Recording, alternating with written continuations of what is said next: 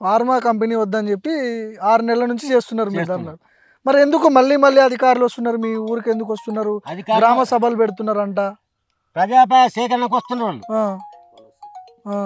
ప్రజాపాయ సేకరణకు వస్తున్నారు, వేరే ఏం లేదు వాళ్ళు వచ్చేది. ఓకే, ప్రజాభిప్రాయ సేకరణకు వస్తున్నారు. ఏమంటున్నారు వచ్చి, అంటే ఏం మాట్లాడుతున్నారు? నిన్న వాళ్ళు వచ్చి ఏం మాట్లాడితే అర్థం కాలేదు కదా, ఈ జనాలు పోయి అటాక్ చేసిండ్రా. అవును, నిన్న దాడి జరిగిందంటే దాడి జరిగింది తప్పది. కలెక్టర్ని కొట్టిరు కదా? కలెక్టర్ని కొట్టలేరు, కడ ఆఫీసర్ని కొట్టిండ్రు, వెంకటరెడ్డిని. మరి ఎందుకు కొట్టాల్సి వచ్చింది అంతగానో అంటున్నాను? ఆవేశం. ఇప్పుడు నీవో నేను ఉంటామా అంటే ప్రోద్బలం చేస్తున్నాము, సామాన్య పబ్లిక్ పోయి కొట్టిన వాళ్ళు. అంటే దాడి చేసే అంత ఏమొచ్చింది అంటున్నా నేను. మా భూములు పోతున్నాయి, మా బతికేమిది. కలెక్టర్ వచ్చినా ఖచ్చితంగా మా భూమి తీసుకుంటాడు. ఇక మీ పర్మిషన్ లేకుండానే గుంజుకుంటున్నారా మీ భూములు? పర్మిషన్ ఏమిటి? గవర్నమెంట్ తలుచుకున్నాక పర్మిషన్ ఏమిటికి? అవును, అది కూడా కరెక్టే. గవర్నమెంట్ తలుచుకున్నాక పర్మిషన్ ఏమిటికి? పర్మిషన్ ఉంటుంది. అవును. మరి మీరు ఇక్కడ స్థానిక లీడర్లు, రాజకీయ నాయకులు వాళ్ళకి చెప్పలేదా మాకు ఇదే జీవనాధారం, మీరు భూములు గుంజుకుంటే ఎట్లా బతకాలి మేము? యా రాజకీయ నాయకులు చెప్పాలి? మా రాజకీయ నాయకుడే సీఎం. ఇప్పుడు మీ రాజకీయ సీఎం మీ ఎమ్మెల్యే రేవంత్ రెడ్డి ఇప్పుడు సీఎం. ఓకే, మరి ఇంకేమని చెప్పాలి? అది కూడా కరెక్టే. అంతా ఇంతకుముందు నరేంద్ర రెడ్డి ఉండే, ఆ నరేంద్ర రెడ్డి నుంచి ఇప్పుడు ఏం పప్పుడుకది ఉండే మా ఎమ్మెల్యే సీఎం అయ్యింది. ఇప్పుడు ఇంకా ఏం చేయాలి మేము? ఇంకేమని చెప్పాలి? మరి ఎట్లా మీ ఊరోళ్ళు అందరు కలిసి ఇప్పుడు దాడి చేసిరు? పోలీసు వాళ్ళు ఇక్కడ 144 సెక్షన్ పెట్టినట్టుంది కదా, అంటే బయట ఏమి ఇది కాకుండా?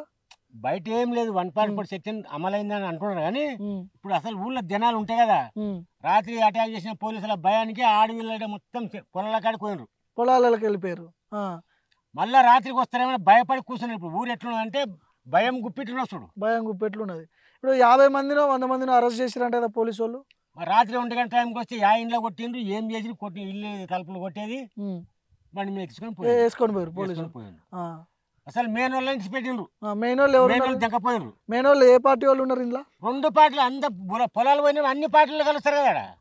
ఒక్క పార్టీ అనే సమస్య లేదు. ఇక్కడ పొలాలు అందరూ కలిసే ఉంటాయి కదా, ఈ పార్టీ ఆ పార్టీ అనే సంబంధం లేదు. ఎలక్షన్ అప్పుడే పార్టీలు ఉంటాయి, ఎవరి వర్గం మనకి ఏర్పడుతుంది. ఇప్పుడు ఈ దాడి ఎవరైతే చేసిరని చెప్తున్నారు కదా, ఆవేశంతో కొట్టినారని మీరు చెప్తున్నారు. ఈ బ్యాచ్ వెనకాల ఒక రాజకీయ పార్టీ ఉంది, వీళ్ళందరినీ ఉచుగొల్పిర్రు, అందుకనే దాడి చేసిర్రు అని చెప్పి కాంగ్రెస్ వాళ్ళు అంటున్నారు. నిజమేనా ఇది?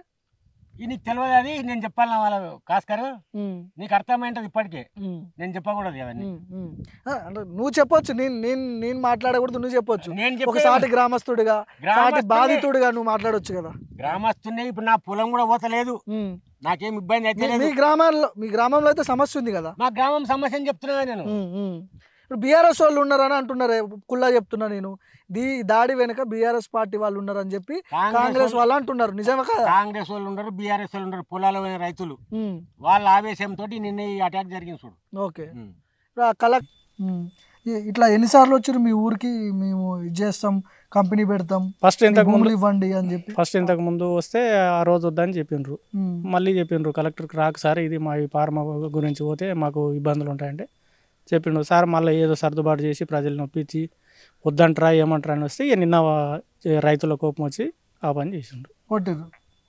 ఇప్పుడు కొంతమంది ఏమంటారు అంటే ఒక పార్టీ దీని వెనక ఒక రాజకీయ పార్టీ పార్టీ పరంగా పోతే పార్టీ రెచ్చగొట్టారు అని చెప్పి ఈ రోజు పార్టీ ఉంటుంది, రేపు పోతుంది. నేను గిట్టంగా రేవంత్ రెడ్డి మనిషిని, నాకు ఆయన కొన్ని సాయం కూడా చేసిండు, నేను హాస్పిటల్లో ఉంటే నేను కూడా అట్లా చెప్పలేను కదా. ఈ ఫార్మా వద్దు అని, అంతే, ఫార్మా కంపెనీ వద్దు అని. నష్టం జరుగుతుంది. మరి ప్రభుత్వం దగ్గర ఉన్న భూమి సరిపోవట్లేదంట ఫార్మా కంపెనీ పెట్టడానికి. మీ దగ్గర ఉన్న కొన్ని భూములు ఫార్మానే వద్దంటున్నారు, నష్టపరిహారం కూడా ఇస్తానంటున్నారు. నష్టపరిహారం ఇచ్చినా ఇప్పుడు మాకు ఎంత అంటే 40-50 లక్షలు పోతుంది ఒక ఎకరం అమ్ముకున్న. ఎకరం 40-50 లక్షలు ఉంది, ఒక 10 లక్షలు ఇస్తానంట. ఎకరానికి 10 లక్షలు ఇస్తారా? 50 లక్షలు ఏడా 10 లక్షలు ఏడా? ప్రైవేట్ ఇప్పుడు 50 లక్షలు అమ్ముకుంటున్నారు, 10 లక్షలు ఇస్తామనంట. ఇది సరిపోతలేవు రైతులకు. అయినా ఇప్పుడు మాకు ఒక 10 లక్షలు ఇస్తే ఇప్పుడు బయట పోయి కొనలేము మేము. ఇప్పుడు 5 ఎకరాల పైసలు ఇచ్చినారంటే అవతల 1 ఎకరా కూడా కొనలేము. ఇప్పుడు ఈ ఊరు ఇడిచిపోయినా 1 ఎకరా కూడా కొనలేము.